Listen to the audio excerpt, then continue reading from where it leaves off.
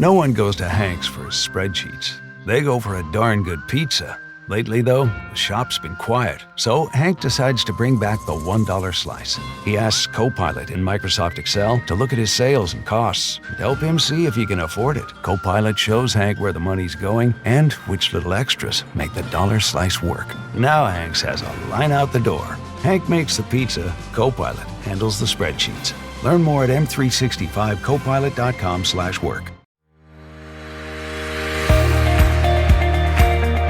Hey, this is JJ Virgin. Thanks so much for joining me. This is Ask the Health Expert. In each episode, I put the power of health in your hands and share ways to get healthy, lose weight, heal your gut, detox, and lots more, so you can look and feel better fast. If you'd rather watch the video, hey, I did put on my makeup and do my hair, so check it out on my YouTube channel.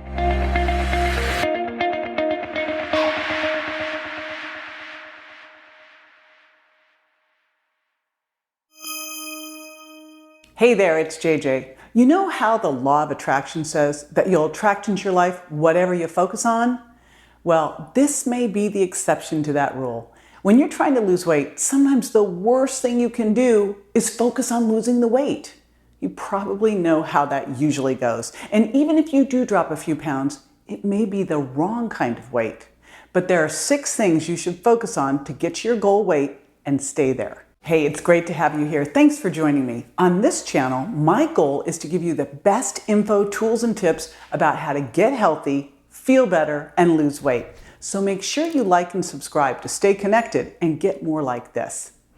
So there's a reason the weight loss industry is a $70+ billion a year industry. Yes, you heard me right. A lot of people want to lose weight for whatever reason, to look better, to feel better after they give birth, for their health. It goes on, and you may be one of them. All of us want to lose weight at some point in our lives. But here's the thing. If you really want to lose weight, it's the last thing you should focus on. You know this. Tell me if any of this sounds familiar. You decide you're going to try to drop a few pounds. So you cut out all the foods you think are the problem, and now you're starving yourself or working out like crazy and doing everything you can to drop the weight. But it never seems to come off. Or maybe a little comes off, but then you plateau and you gain it right back. And then it brings a few of its friends too. Now, believe me, you're not alone. It's not just you. And it's honestly predictable, because extreme dieting is the worst way to lose weight.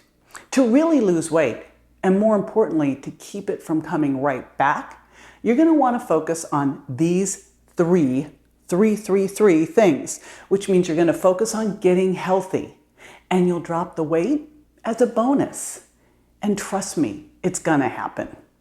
Now, everything I'm going to share with you to get to the side benefit of weight loss is all about holding onto and building lean body mass.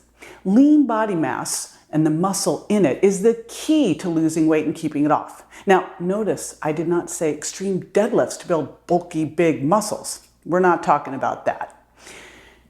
The only real way to lose weight for good is to focus on building muscle, not just dropping pounds.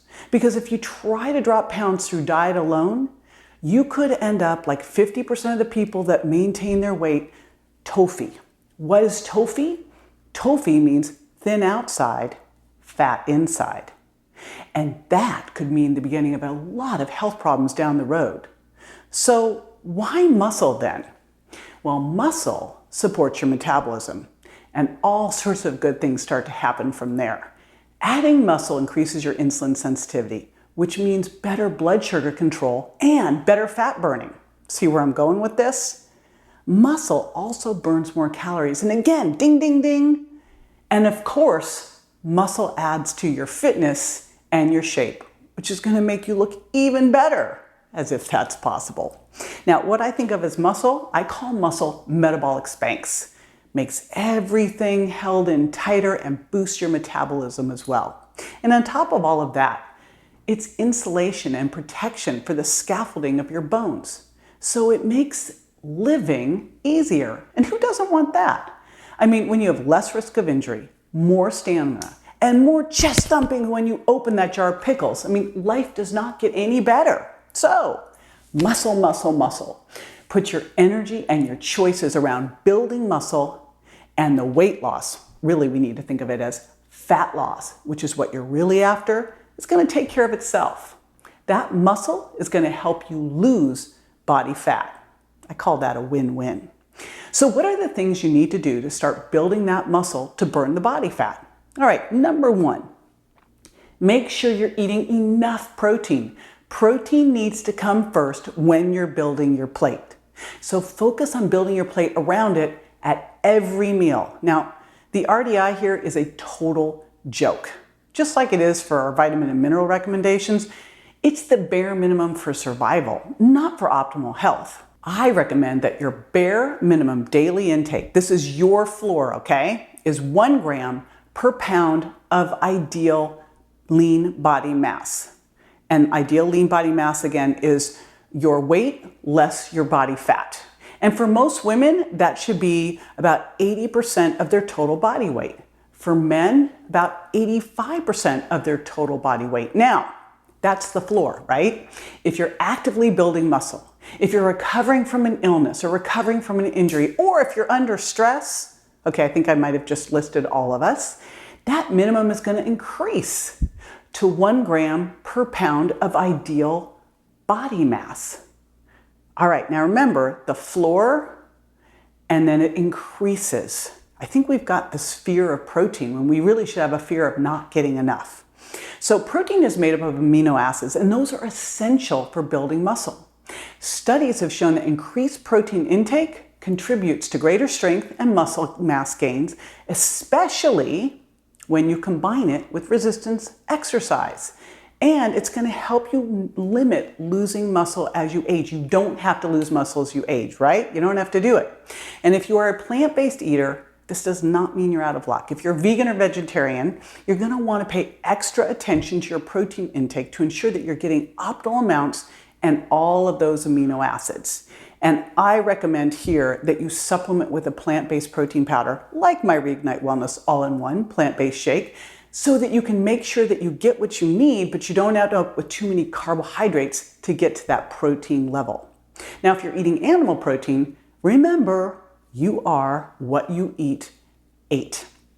That means that you've got to be careful about where those animal sources come from and what they're eating, because you want to make sure that you are getting clean protein, right? So grass-fed, grass-finished beef and lamb, pasture-raised poultry, wild-caught fish, you've been around, those types of things.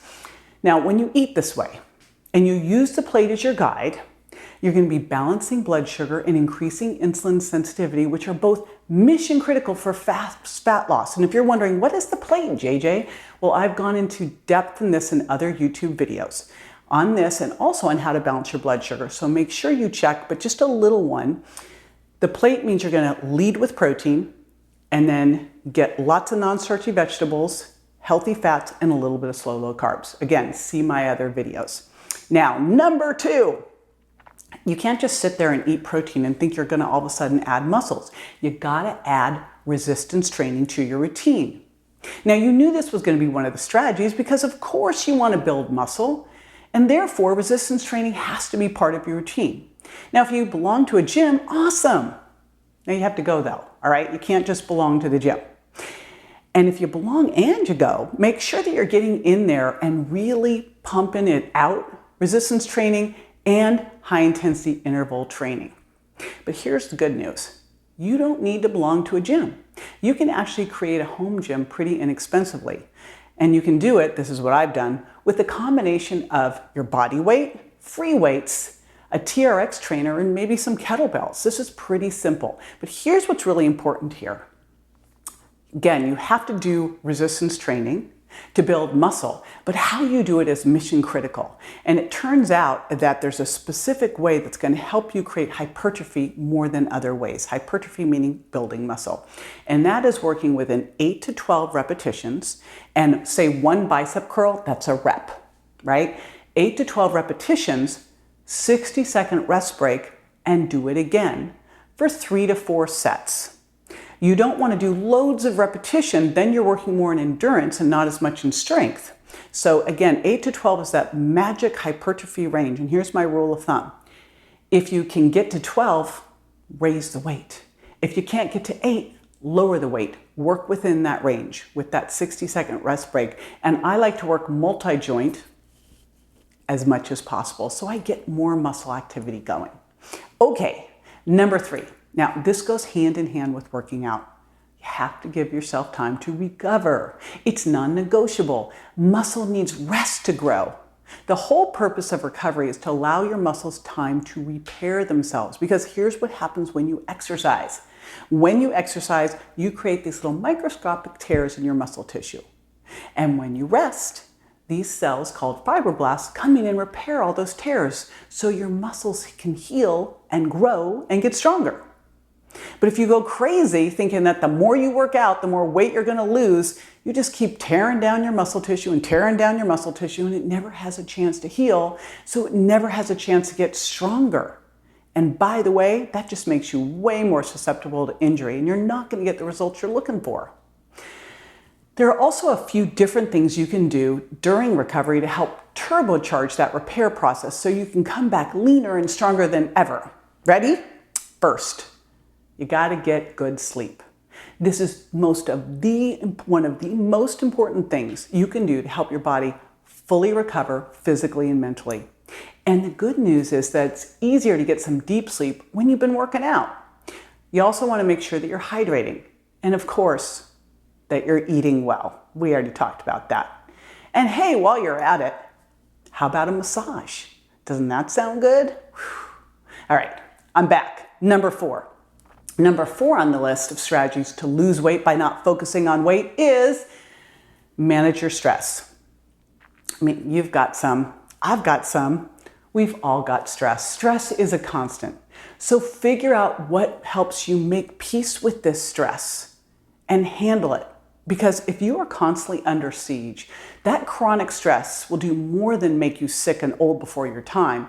It's going to pack weight on you because it makes you catabolic. That means it makes you break down, which might sound good, except it's not breaking down what you want it to, i.e. fat. It's breaking down your muscle. And when you're breaking down or losing your muscle, right, you're actually then raising blood sugar and storing more fat around your waist. Also, stress can make adding muscle harder, since cortisol, the hormone raised when you're stressed, is catabolic too, and it inhibits protein synthesis. And you gotta have protein synthesis to build muscle. So seriously, you gotta figure this out. You gotta figure out what works for you and your lifestyle. And can you agree here that you will make time for something that's just for you? Maybe it's a walk, maybe it's an Epsom salt bath, maybe it's meditating. I was a resistant meditator and a resistant yoga person for literally, I don't know, ever. And this past year, I made a commitment to get to it. And oh my gosh, the difference is insane. So find that thing that works for you. Mission critical. All right, number 5. And this is where you're going to want to dig in a little bit and become your own personal health detective, because you got to know your numbers. Now, get tested to make sure that your 2 T's are optimal. Your 2 T's, your thyroid and your testosterone. And I'm not talking in range. I am not talking that. I am talking optimal for you. So starting with your thyroid, you want your TSH, your thyroid stimulating hormone, to be somewhere between 0.5 and 1. But that's not the only measure. You want the complete picture of how your thyroid is functioning. So work with a functional medicine doctor and get your free T3, T4, and thyroid antibodies checked too. You may know your thyroid isn't where you need it to be, and that it's low if you're gaining weight, if you're cold, if you're moody, if your cholesterol's going up, if you're losing the outer third of your eyebrow, if you can't seem to put muscle on, if you're losing a little bit of your hair, if you're depressed, little yellow tinge to your hands. All of these are signs of a low functioning thyroid. And by the way, it could just be a little bit, constipation too, by the way, it could just be a little bit low, and that can make all of the difference. And if it's low, you may need to supplement with thyroid hormone to get it where it needs to be. Your metabolism depends on your thyroid, so you have to do whatever you need to do to support it. All right, next step, the other T, testosterone. Okay, if you have low testosterone, you could also be moody and depressed, and you can't think straight. But testosterone's main functions are to maintain healthy muscle mass, stamina, and strength. It also decreases visceral body fat, so it's really important if you're trying to lose weight. So of course men have more of it, but women have it too. The problem is this. Some medical conditions and lifestyle choices and other factors can influence how much you have, but levels of course naturally fall with age. And for men, that normal range is about 300 to 1,000 NGs per DL, and optimal would be somewhere between 800 and 1,100. For women, the normal range is 15 to 70, and the optimal total testosterone range is somewhere between 200 to 300. Now, you can boost your testosterone by making sure you're getting enough zinc, magnesium, and vitamin D, so at the very least, take a good quality multivitamin so you can check that box. Then, good food sources would be things like ginger, oysters, fortified plant milks, fatty fish, and leafy greens. And lots of fruits, vegetables, and grains also contain something called geranyl, GG, which also supports hormone production. Okay, another way to raise testosterone is with high-intensity interval training. I call it burst training. So take note of that, because if you only do that marathon-style exercise, that can actually be counterproductive. It can lead to adrenal fatigue, and it can lower testosterone. And here's yet another reason to get more and better sleep. Not only does more and better sleep lower stress, it also helps boost testosterone. All right, number 6, get yourself a body composition scale. Now, if you're trying to build lean muscle to drop fat, you want to know that you're actually doing it, right? With a regular scale, you might see and feel great about losing some pounds, but again, if you're TOFI, you're not necessarily healthy, and any weight you drop is just going to boomerang right back. And here's the really important thing. You could be stepping on the scale and just looking at weight, and I just had this happen with a client. Over 3 months, he's stepping on the scale, he's eating healthy, he's working out, he's doing cold plunging, he's sleeping, and he's like, nothing's happening. Well, turns out, over the course of those 3 months, he lost 11 pounds of fat, and he put on 10 pounds of muscle. But the scale, if you're not looking at body composition, would never tell you this. So you've got to make sure that you're using a body composition scale and also measuring your waist and hip.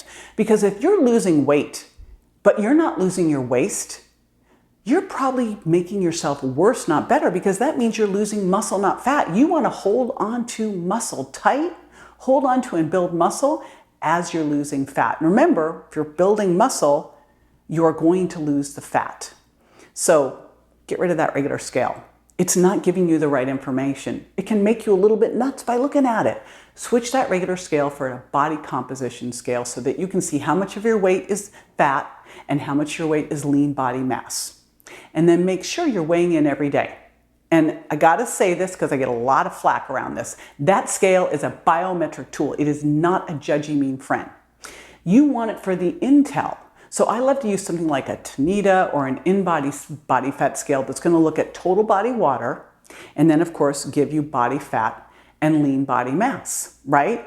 Because then I can see what's going on. And as you know, if you step on the scale and you're 3 pounds up overnight, you did not gain 3 pounds, you have an inflammation response to something that didn't work for you. So you got to use the scale to be able to identify these things. Super important. Now, all of the things we've talked about to help you build lean muscle mass and drop weight are also going to help you heal your metabolism. You'll flip the switch on things that have made it hard to drop pounds. Or maybe they're even making you gain weight. And those things in turn will have a ripple effect. So by focusing on building muscle, you'll also be eating better. You're going to reduce your toxic burden. You'll lower your stress and you'll improve your sleep. And oh, did I mention you're probably going to lose some body fat too? Winner! Now, if you've enjoyed this and learned a few things along the way, please like and subscribe and join me next time for how to feel great and lose weight during perimenopause. See you soon.